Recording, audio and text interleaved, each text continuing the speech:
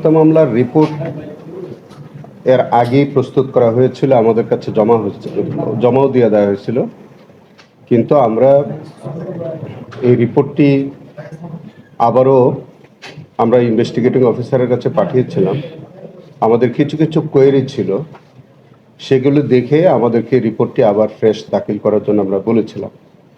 রিপোর্টটি দাখিল হয়েছে এবং আমরা আশা করছি যে সম্ভবত 12 তারিখে এটা ডেট আছে, 12 তারিখে আমরা ফর্মাল চার্জ দাখিল করব।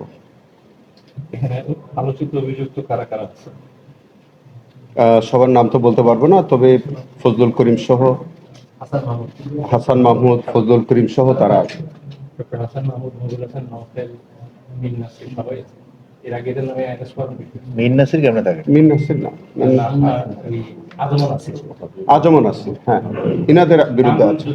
নামগুলি তো আমার কাছে নাই, কপি আপনারা দেখে নিন। আমরা 12 তারিখে ফর্মাল চার্জ দাখিল করব, তখন আপনারা সবগুলো নাম পেয়ে যাবেন। ও আসলে হাসানুল হক ইনু সাহেব সহ ইনু সাহেবের বিরুদ্ধে আমাদের আজকে এইটা কেসটা সামিং আপের ডেট ছিল। আপনারা জানেন যে ওনারা সাফাই সাক্ষী দিয়েছিলেন, সেই কারণে সামিং আপ করলে এটা আসামি পক্ষ থেকে সাম আপ করতে হয় আগে। তারা আজকে সাম আপ করবার আগে 2টি অ্যাপ্লিকেশন তারা নিয়ে এসেছিলেন। একটা অ্যাপ্লিকেশন তাদের বক্তব্যটা আমরা ভিতরে খুব বেশি দেখি নাই, তবে তাদের কস্ট টাইটেলে তারা অ্যাপ্লিকেশন দিয়ে বলেছিলেন যে এই মামলাটি আবার তারা কোনো তদন্ত চান, রিইনভেস্টিগেশন চান। তো আমরা সেটা অপোজ করেছি, যে আমরা বলেছি যে রিইনভেস্টিগেশনের কোনো বিধান ক্রিমিনাল জুরিসপ্রুডেন্সে নাই। প্রভিশন আছে ফার্দার ইনভেস্টিগেশনের, তবে রিইনভেস্টিগেশন অথবা ফার্দার ইনভেস্টিগেশন আমরা যে নামেই ডাকি না কেন, আসামি পক্ষ থেকে কোনো রিইনভেস্টিগেশন অথবা ফার্দার ইনভেস্টিগেশন চাওয়ার কোনো এখতিয়ার নাই। ফার্দার ইনভেস্টিগেশন হলে সেটাও প্রসিকিউশন যেতে পারে, আর রিইনভেস্টিগেশনের তো কোনো প্রভিশনই নাই। আমাদের এই ইন্টারন্যাশনাল ক্রাইমস ট্রাইব্যুনাল অ্যাক্ট 1973-তেও নাই, আমাদের আগের যে প্রচলিত আইন আছে যেটা সিআরপিসি, সেখানেও রিইনভেস্টিগেশন বলে কোনো বিষয় নাই। তবে তারা আমাদের রুল 46(1) ক্যাপিটাল এর বিধান অনুযায়ী তারা এই আবেদনটা করেছিলেন। তো সেটা হচ্ছে আমাদের ইন্টারন্যাশনাল ক্রাইম ট্রাইব্যুনালের একটা ইনহারেন্ট পাওয়ার আছে, তারা ওই বিষয়টি রেফার করে অ্যাপ্লিকেশনটা দিয়েছিলেন, কিন্তু সেটা যে প্রভিশন এটা তারা, আমি মনে করি এটা অ্যাপ্লিকেশন ওয়াজ মিসকনসিপ্ট। এর কারণ হচ্ছে যে 46(1)-এ inherent power not in respect of reinvestigation of any case.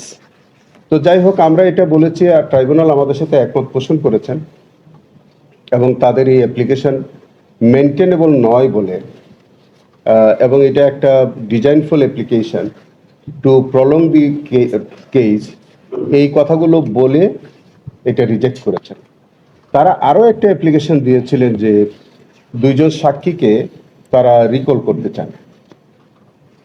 বিষয়টা হচ্ছে তারা ওই অ্যাপ্লিকেশনের মধ্যে উল্লেখ করেছেন যে আমরা কিছু কিছু বিষয়, আপনারা সবাই জানেন যে আমাদের 2-1 জন প্রসিকিউশন মেম্বারের বিরুদ্ধে কিছু কিছু অভিযোগ ছিল, যেটা আমরা ফ্যাক্ট পেন্ডিং কমিটি ইতোমধ্যে আমরা কাজ করছি।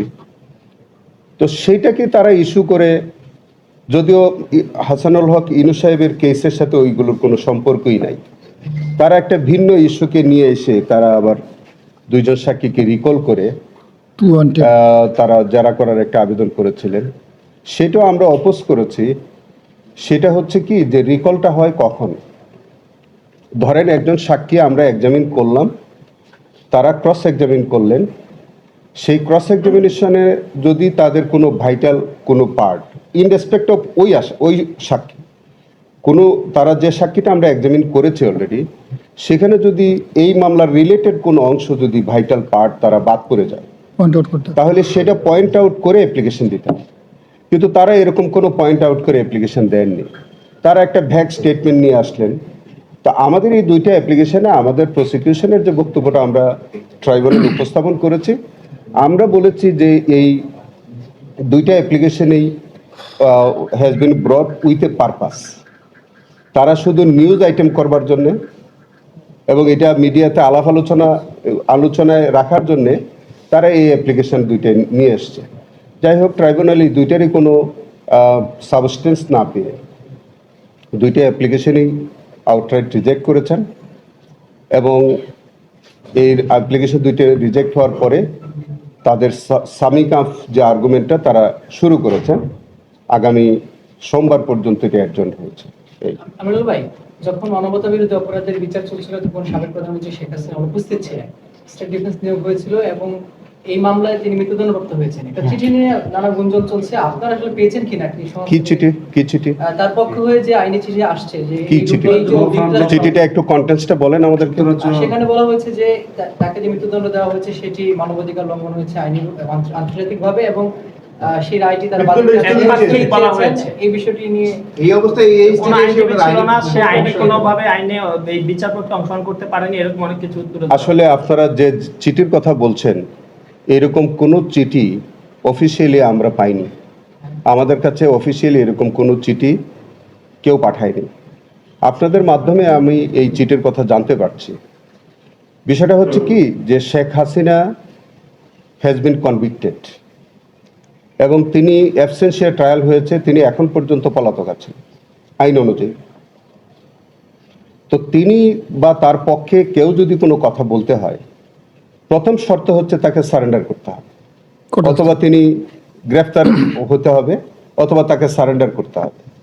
তো তিনি একজন ফিউজিটিভের পক্ষে তিনি নিজে অথবা তার পক্ষে অন্য কেউ কোনো ধরনের কোনো ডিফেন্ড করার কোনো আইনগত সুযোগ নাই। এটা আমাদের ইন্টারন্যাশনাল ক্রাইমস ট্রাইব্যুনালেও নাই, প্রচলিত অন্য কোনো আইনেও নাই, রুম স্টেটিউটেও নাই।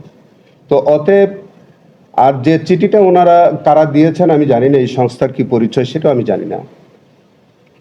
সেটা হচ্ছে যে এটা এখন জিজ্ঞেস করতে হবে আমাদের শেখ হাসিনাকে, যদি তাকে পাওয়া যায়, যে আদৌ এরকম কোনো ল ফার্মকে তিনি এঙ্গেজ করেছিলেন কিনা, কি অথরিটি বিলে করেছেন, বা ওই ল ফার্মকে জিজ্ঞেস করতে হবে যে তাকে কে এঙ্গেজ করেছেন, কোন ক্ষমতা বলে তিনি এই চিঠি লিখেছেন।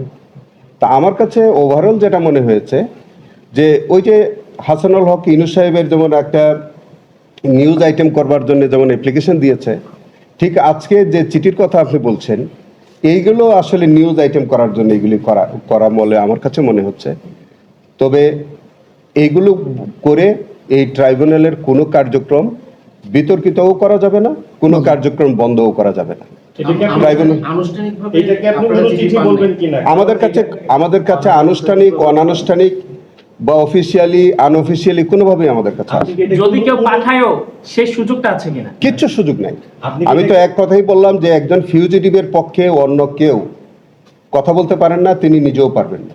এটা মিডিয়াতে বলেন, হ্যাঁ, এটা যে ফর্মেই পাঠান না কেন, আর আমাদের এটা অনলাইন বা অফলাইন কোনোভাবে আমাদের কাছে আসেনি। আমি ওই ফার্মের সাথে ব্যক্তিগতভাবে ইমেইলে কথা বলেছি, বলেছে যে তারা এরকম একটা চিঠি পাঠিয়েছে এবং সেখানে তারা যেটা মূল যে বক্তব্য ফাঁসির দণ্ড স্থগিত চাওয়া, এই যে অডাসিটি, এটা জাতিসংঘের রিপোর্ট অনুযায়ী শেখ হাসিনা যে জুলাই আগস্ট হত্যাযোগ্য হয়েছে, তারা এইটাকে লন্ডনের ওই ল ফার্ম অস্বীকার করেছেন। এটা কি ওরা করতে পারেন কি, নাকি ওরা অডাসিটি দেখিয়েছেন? এটা তো আমি প্রথমেই বললাম যে একজন পলাতক আসামির পক্ষে পৃথিবীর কোনো ল ফার্ম সেটা লিগেলি তারা এরকম লিখতে পারেন না, এবং সেটা অডাসিটি কিনা সেটা আপনারা বিচার বিশ্লেষণ করে দেখবেন। আমাদের বক্তব্য হচ্ছে যে এই জাতীয় কার্যক্রম শুধু বেআইনি নয়, এই জাতীয় কার্যক্রম আমাদের ট্রাইব্যুনালের কার্যক্রমকে মানে প্রশ্নবিদ্ধ করার, এবং এটা কন্টেম্পচুয়াস। দৃশ্যত এটা আদালত অবমাননার শামিল। মাননীয় অ্যাটর্নি জেনারেল, এই চিঠি ভাষায় চিফ প্রসিকিউটর, এটা হচ্ছে যে এই চিঠির ভাষায় ডিয়ার ট্রাইব্যুনাল, একটা ল ফার্ম অনারেবল ট্রাইব্যুনালের জায়গায় ডিয়ার ট্রাইব্যুনাল। না, ডিয়ার ট্রাইব্যুনাল বলে নাই। আপনারা দেখবেন ইন্টারন্যাশনাল ক্রাইমস ট্রাইব্যুনাল একটা ভ্যাগ স্টেটমেন্ট, আবার লেখছে dear ICT. What does it mean? অনারেবলের জায়গায় ডিয়ার আইসিটি। এটা কেন? তারপরে উনি প্রথম লাইনটা যদি দেখেন, আপনাদের মাধ্যমে যেটা আমি পেয়েছি, সেখানে লেখছে we act on behalf of Sheikh Hasina. তার মানে কি এটা লবিস্ট? তাহলে দেখেন কত অডাসিটি। আমরা যদি এই ট্রাইব্যুনাল এই ল ফার্মের যদি আমরা কোনো অস্তিত্ব পাই বাংলাদেশে, বা কোনো ব্যক্তি বা সংস্থার যদি আমরা অস্তিত্ব খুঁজে পাই, অবশ্যই আদালত অবমাননার জন্য আমরা তার বিরুদ্ধে প্রসিডিংয়ের ব্যবস্থা করি। আমির ভাই, আপনি বলছেন যে আপনারা ফর্মালি চিঠিটা পান নাই, আর এটা কন্টেনচুয়াল যদি হয় তাহলে ফর্মালি না পেলে তাদের বিরুদ্ধে আইনগত ব্যবস্থা নেওয়ার আসলে আইনি সুযোগ আছে না, সেটা তো আমরা কোনোটাই আমলেই নিচ্ছি না, আপনারা বললেন বলে আমি বললাম। আমার তো অফিসিয়ালি আপনি তো এটা ফর্মালি পান নাই না, কিচ্ছু আমার কাছে আসে নাই। না, আমি আসলে এই সকল চিঠি সম্পর্কে আমি কোনো বক্তব্যই দিতে চাচ্ছি না। তবু যেহেতু আপনারা জিজ্ঞেস করলেন, সেই কারণে এইটার সম্পর্কে আমি বললাম। অফিসিয়ালি যদি আসে তখন আইনগত যা ব্যবস্থা নেওয়ার সেটা আমরা নিব। হয়তো আপনার বরাবর বা রেজিস্টার বরাবর যখনই আসে আমরা অফিসিয়ালি যদি পাই ব্যবস্থা নিব। আমরা ধরেন যে তর্কের খাতিরে যদি এই ধরনের একটা কোনো ল ফার্ম যদি এঙ্গেজ হয়েও থাকে বা এই ধরনের চিঠি দিয়েও থাকে, এই ইস্যু নিয়ে কি আইসিসিতে যাওয়ার কোনো সুযোগ আছে বাংলাদেশকে ইনভলভ না করে? আমি জানি না, এটা যারা করবেন, যারা লবিস্ট, শেখ হাসিনা, এটা তার ব্যাপার, তাকে জিজ্ঞেস করতে হবে। এই বিষয়ে আমি কোনো উত্তর দিতে পারবো না। কোনো সুযোগ আছে কিনা আমি জানি না, আমার মনে হয় সুযোগ নাই। Thank you.